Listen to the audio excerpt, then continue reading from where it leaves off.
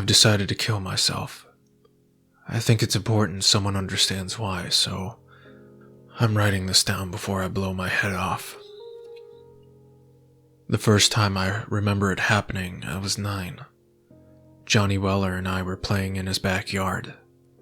Sun was setting over his back fence, warm oranges and reds shining across through the bone-white slats, like a creamsicle against pearly white teeth.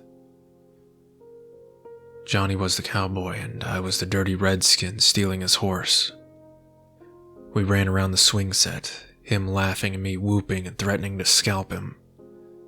When he tripped, I ran to where he laid in the dirt, scooping up a handful of air, pointing my finger at his nose and proclaiming, "I got your gun now." Bang! Johnny's head exploded, and a tremendous blossom of crimson blood, gray brain and chips of skull that sparkled in the setting sun. My hand fell to my side, and I stared, open-mouthed, unable to understand what had just happened. Someone was screaming. At first I thought it must be Johnny's mother, till she tore open the back door and I realized I was the one screaming. Johnny's mom crumpled against her son's headless body, adding her broken sobs to my horrified cries.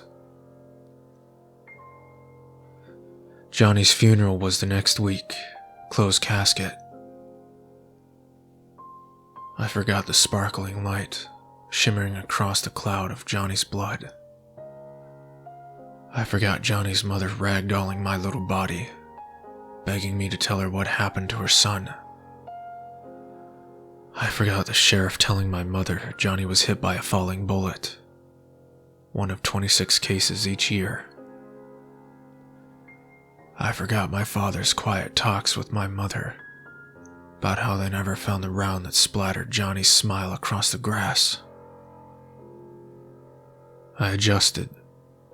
I coped. I forgot. I didn't forget the next time it happened. I never played cowboys and Indians again. In fact, I can't remember a single instance of any shooting game played by little boys anywhere in my childhood. I do remember the little girl in the park, popping her little Nerf balls as she bounced around. She ran up to me, brandishing the weapon and shouting, "Hands up!" I smiled and complied, dropping my sandwich in mock terror. I lifted my hands to the sky and petitioned for mercy. A true homicidal maniac in the making, she executed me with a flurry of pops. I dutifully played dead, sprawling across my bench. She giggled and proclaimed, "Your turn.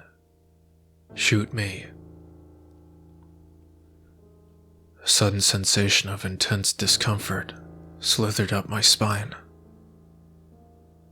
I thought of flowers, glittering crimson roses, wet with morning dew. She eyed me impatiently, apparently convinced she might have to nerf me once more to provoke a response. I lifted my finger weakly,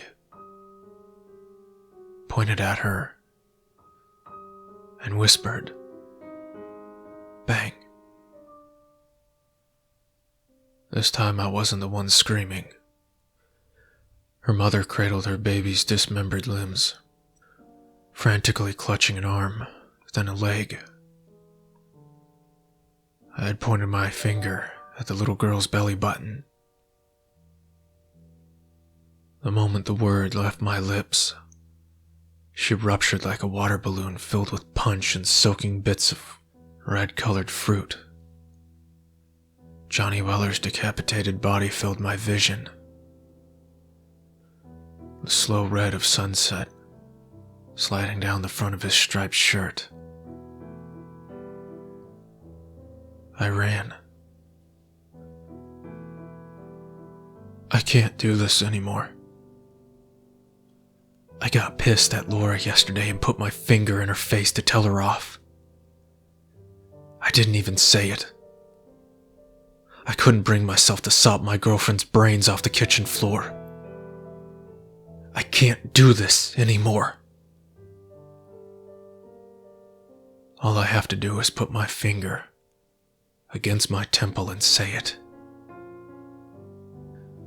But hey, at least I'll go out with a bang.